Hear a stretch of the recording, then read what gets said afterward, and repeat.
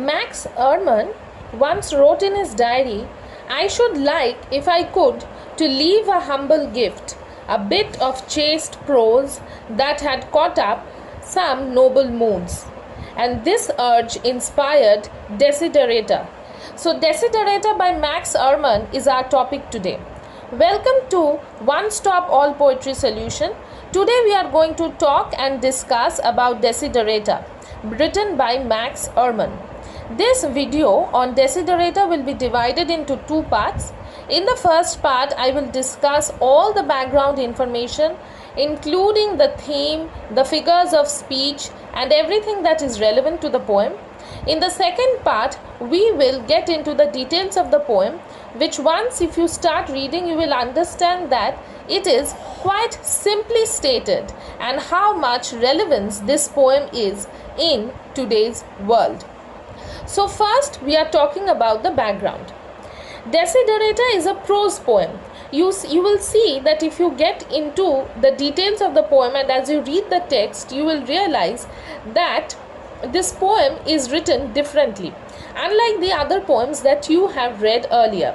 It is a prose poem and it is essential that we discuss its defining features. It may not look like poetry at first glance. As you see the stanzas, the lines, or the paragraphs as you may call them, they are quite different from the other poems.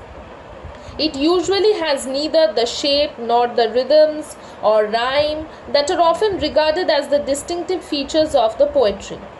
A prose poem is exactly what it says on the tin. That is, it is prose. Once you read on the title, you very well understand a prose poem is a poem written in the form of a prose or a story narrated in the form of a poem. But it is a prose with a difference. So this prose poem is one with a difference. So what is it that marks it different from the others? It has heightened imagery, which may include emotions. There is parataxis. You may not have heard of this earlier. It is a literary technique of short, simple sentences with phrases linked by coordinating conjunctions, and it has emotional effects. I hope that you are quite aware of what coordinating conjunctions are. They join two parts of the sentences with equal importance together. The most commonly used coordinating conjunctions are and. Recurrent use of and, for, these are very much used in this poem. As you read this poem, you will understand that. Now, what is this Desiderata composed of? It is a prose poem that is composed of 28 lines divided into stanzas or paragraphs. There is no rhyme within or at the end of these lines. There is not a conventional rhythm to the lines. The rhythm is conversational, but not the iambic pentameter. That iambic pentameter is a rhyme scheme that is said to relate most closely to the normal rhythm of speech. And one more thing, do you know what qualifies Desiderata as a poem? Well, here are some points that I am going to discuss with you here. Liberal usage of and, that is the coordinating conjunction, that suggests the importance of each phrase and words within the sentences. Then is the three adverbs in the first paragraph: placidly, quietly, clearly. You will see that they are very widespread. They are used in a quite widespread manner in the first stanza or the first paragraph, and they provide the end rhymes and repetition, emphasizing the calm tone of the poem. There is not much excitement or agitation in the poem. The tone is of uniformity and calmness. There is repeated use of the words like your, yourself, you, and this is something that is noteworthy. In each stanza or paragraph that they appear, emphasizing on the personal nature of the poem, which you can again tell that is addressed to the readers, as if the poet Max Ehrmann is directly speaking to us, the readers. Then we'll move on to the figures of speech. These figures of speech comprising of the primary themes of love, compassion, human dignity, honesty, humility, and positive attitude The primary figures of speech are alliteration, simile, and metonymy. As I read with the text, I will identify each one of them for you, and that way it will be easier for you to understand and relate to the figures of speech. And the last point about the background regarding the tone of the poem is that it is a didactic poem. The tone is quite didactic, complemented by the use of the imperative sentence. Overall, the tone is very positive and inspiring, words of encouragement and the tactful use of do's and don'ts. You will see this recurring throughout the poem, and that makes it even more remarkable. It is very interesting to note that such a relevant poem, which we find it so important to us, for us to read in these modern times, in this present world scenario, it was not so much widely accepted during the time when Max Ehrmann wrote. And it gained popularity around the 60s, partly owing to its adoption in the pop culture. It was written in about 1927, when it was not accepted well.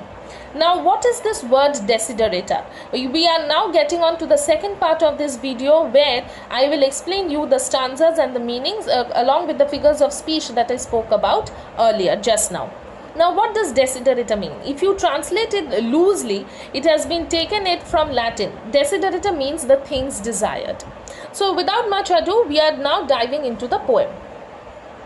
Go placidly amid the noise and haste, and remember what peace there may be in the silence. As far as possible, without surrender, be on good terms with all persons. Speak your truth quietly and clearly, and listen to others, even to the dull and the ignorant. They too have their story. So here you may notice in some other in your internet and the other sites that they have been divided into a number of parts, and the division is quite different from the way that I have divided here. Don't worry, here the poem has been taken from the original version where it has been written in this format, and I have tried to stick to that format only. Hopefully you will be able to understand the way that I am trying to explain. So go placidly amid the noise and the haste, and remember what peace there may be in the silence. Placidly means not being easily upset or excited. Peace there here, and the haste, and remember the peace there may be in the silence. So don't be easily upset or excited with the chaos that is there, and remember of peaceful coexistence. There is peacefulness in being silent. And be silent, cooperate with the others as much as or as far as possible, because it is important, without surrendering yourself, without surrendering one's own self-respect and dignity. And as we read this poem, we are continuously reminded of the another inspirational poem, If, by Rudyard Kipling. So here Max Ehrmann is telling that we should be on good terms. He simply teaches us how to be on good terms with the people around us, but we should do it only after qualifying it within a certain parameter, and that is hinted by the words or the phrase as far as possible. We should not surrender ourselves so much that we lose our self-dignity. Within our capacity, within our parameters, we should try to be at peaceful coexistence. This advice makes it a realistic one rather than something idealistic. Yes, we should not stick to our ideals, or we should not obey the people so much that in this crave or in this run for this ideal, we forget our own self-respect and dignity. Speak your truth quietly and clearly. This suggests the strength and the clarity. Be strong. This suggests the clarity by which you should voice your opinions, by which you should speak the truth and not be afraid of speaking the truth. And listen to the others, even to the dull and the ignorant. They too have their story. So here in these lines, it does not matter what intellectual capabilities the other person possesses. Their experience may help us to gain insight on the various domains of the life, which may go beyond the aspects of the intellect and human dignity. By now, as we are moving on to the progressive lines, you will see that the words that the poet is using here is not very difficult. It is written in a lucid language, but the message that the poet is trying to convey is very important. Avoid loud and aggressive persons. Now, what does the poet mean by aggressive? Aggressive means boastful. They are vexatious to the spirit. It agitates one mood and spirit. It is capable. Those people are capable of spoiling one's mood. If you compare yourself with others, you may become vain or bitter. For always there will be greater and lesser persons than yourselves. He wrote this poem at a time, unfortunately, that was not accepted, and the relevance that it is, the importance of this poem now, or the relevance that it finds today, was also relevant during that time, because the people with a different intellectual background, the people with different mindset, the people with different tricks, the people where you need to cooperate with the others, importance of self dignity, it was relevant in 1927 also, it is relevant in 2020 also, but unfortunately it was not accepted at that time. If one compares to the others, one might unnecessarily be proud or uselessly bitter, as there will be people who is or are better or worse than either of us. That is the very fact. Why should we compare or set standards for others? Because in that way we will be working on some set patterns. We should set our own standards. It is us to whom we have to prove. It is not for the others that we should prove ourselves. It is not for the others whom we should compete. There should be peacefulness within ourselves. Now we will move on to the next part. So in other words we can tell that we should avoid loud, noisy and boastful people to avoid getting our own mood spoiled. As much as it is needed advice in this present world, and that is what makes this poem so much relevant in the modern times. You realize that what is so much importance is nothing is more important than your mere mental prowess. Your mental prowess will only stem if you are at peace with yourself, if you are calm within. Okay, so this is a kind of a little bit of summary of the other previous two paragraphs or the stanzas. Now we are moving on to the next lines. Now what does this next line say? The very first line in this page, you will see, enjoy your achievements as well as your plans, is very important. The poet tells us to enjoy our success as well as our plans and journey in reaching our destination successfully. So whether we are successful or not, whether we have achieved or not, he tells us that we should enjoy the process of reaching that end. Keep interested in your own career. Holding fast to one's career is of utmost importance. However humble means, it's being humble here means the stability. It is of utmost importance. Why? That holding on to your own career, why is it important? Because it ensures a certain degree of stability during the troubled times. Excellence in what you do and finding joy in doing that becomes it's absolutely invaluable, and that is what he means by keep interested in your own career.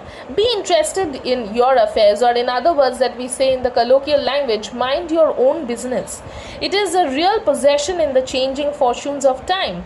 It is really something that is invaluable during the troubled times. Exercise caution in your business affairs. That means counsel. Business affairs here means counsel in the matters of income or work. In these lines, the poet's words act as a warning. He is telling that the enjoyment of success, both success and the journey that we undertake, is important, as much as it is important that we keep counsel. As much as it is important that we keep the counsel in the matters of income and work. There may be so many kinds of people all over the world with some kind of motives or ideas where they are willing to trick or manipulate you. And in order to avoid that, you should know whom you are trying to share your income, your results, your business policies, and so on and so forth. And in this age when we are so much obsessed with the end results, then the yardstick of the success is measured, and the yardstick of the success is measured by our achievements there at what we reach at the end of the road. It is very significant that we keep these warnings in our mind. See, and in the very next line only, the poet tells that this world is full of trickery. It is full of traps and manipulations. But let this not blind you to what virtue there is. Many persons strive for higher ideals, and everywhere life is full of heroism. Yes, it tells us that in this scheming world, one should not surrender to faith blindly. There may be wolves out there to take advantage of your earnings and reputation, just as I mentioned now. That and they may make you lose track of your path. But what else is he telling in the final two lines? That there are many persons strive for high ideals and everywhere life is full of heroism. What is the poet telling? On the other side, one can find heroism in equal measure. There are people who are idealistic and have high morals and values. They should earn our trust and respect. So these words of heroism, or life is full of heroism, these signify the brave deeds, the idealism. And the words, or these, it may be words, it may be actions that we can look up to them, but we have to identify them in the truest sense of the term. Be yourself. Especially do not feign affection, neither be cynical about love, for in the face of all aridity and disenchantment, it is as perennial as the grass. Take kindly the counsel of the years, gracefully surrendering the things of youth. So he is telling that the remaining true to our heart is a matter of great importance.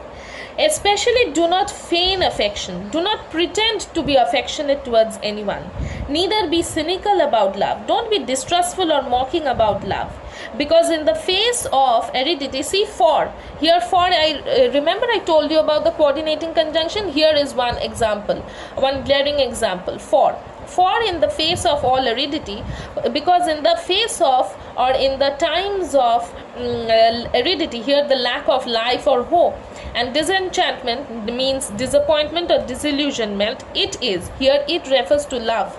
Love is as perennial as the grass. True love is like grass, and that is eternal. Here the grass has been used as a simile, and the idea behind the usage is that it does not require any special condition or season to grow. Like love, it is unconditional. You need only to be true to it, and there is nothing else that can stop you from being hopeful, from being positive, because that is only thing that can get you through during tough times and hopeless conditions. Take kindly the counsel of the years. Now here is the usage of the metonymy. Gracefully surrendering the things of youth. Gracefully here means humbly. Surrendering. Here again the poet has used the word surrender, as in the previous stanza or the previous paragraph we have come across this word. Here the poet is using this word as a reminder that we shouldn't lose a dignity. Counsel of the years taken from the aged people may guide us. The youth. Us here refers to the youth, the readers, who through the years of passion and restlessness and impulsion may take any rash decisions and may land themselves in trouble. So it is of utmost importance that we surrender ourselves, we humbly accept the counsel, the advice of the old people, the aged people who are more experienced. Now we'll move on to the final parts of the poem. So what is the poet telling in the latter part? Nurture strength of spirit. So the strength of spirit here is one example of your alliteration. Remember I spoke about the figure of speech. So here is one example of your alliteration. Strength of spirit to shield you in sudden misfortune, but do not distress yourself with dark imaginings. Many fears are born of fatigue and loneliness. Beyond a wholesome discipline, be gentle with yourself. You are a child of the universe, no less than the trees and the stars. You have a right to be here. So see, the way the words are being conveyed, it is so calm and composed. What does he tell in these lines? He is telling that we should nurture, we should take care of our own inner force. By not being anxious, one must be prepared to take on the challenges of life that may appear suddenly. So sudden misfortune means the challenges that may appear suddenly.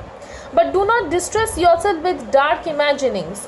Dark imaginings refer to negativity or pessimism. Do not worry yourself. Do not get anxious about by thinking of negative things, by being pessimistic. Many fears are born of fatigue and loneliness. The roots of most fears stem from tiredness and isolation. It is us who can steer away from them by our own strength of spirit, and that is where the nurturing of the strength of spirit, our inner force, is of utmost importance. Beyond a wholesome discipline, here the code of conduct that is necessary to promote healthiness that the poet is trying to convey. And healthiness refers to the two aspects of health, both physical and mental. If you are not mentally healthy, it will affect your physical health, and if you are not physically healthy, obviously you will not be able to be calm and composed and work with the help of your own inner force. So both are interlinked. So the code of conduct, discipline, is of utmost importance to promote physical and mental health within yourself. You are a child of the universe, no less than the trees and the stars. You have a right to be here. In these lines, or in the above lines, the poet reminds us that we are humans, and strict adherence to the moral principles or ideals may not be possible all the times, but during those times we should learn to forgive ourselves. We are the children of the universe. We are a picture, we are the part of a wider picture, the wider fabric that is working to keep us all at the right place. We must appreciate our place here in the universe and not belittle our existence. This is very important because we have a right to exist, and our existence here in this world, on this earth, is not by chance or accident. It is a design of this universe. Here, the philosophical tone in these lines is quite clearly expressed, and these lines affirm that the cosmos is conspiring to make things happen as it should. Whether or not it may lie within our comprehension, whether we are able to actually understand it, manipulate it, or be part of it, is it is not within our reach to understand. And if you want to take these lines scientifically, there too is a plausible explanation which I am going to share with you. On the cellular level, which is the basic structure of life, we are comprised of larger elements like carbon, nitrogen, oxygen, and hydrogen. Be it the trees or the stars, other living and non-living beings, the universe nourishes one and the other in the same way. So all of us are comprised of these basic elements, carbon, hydrogen, nitrogen, and that comprises the entire body, this physical organism. So it is very important that we appreciate our existence. And whether or not it is clear to you, no doubt the universe is unfolding as it should. The positivity in these lines is outstanding. He is suggesting to us that we should surrender, sit back and watch the greater workings of the universe unfold before us. The acknowledgement of the omnipresence and the omniscient and the omnipotent is of utmost importance. And what does he tell? That we should be at peace with God. You conceive him to be. The way, whatever way you conceive him to be. One may regard or acknowledge the existence of the larger force as one may conceive, be it the religious lines or otherwise. And whatever your labors and aspirations in the noisy confusion of life, keep peace in your soul. With all its sham, drudgery, broken dreams, it is still a beautiful world. Be cheerful, strive to be happy. So here the poet continues to tell that life is like a jigsaw puzzle. It is full of confusion of life. Keep peace in your soul. With all its sham, drudgery and broken dreams, one may face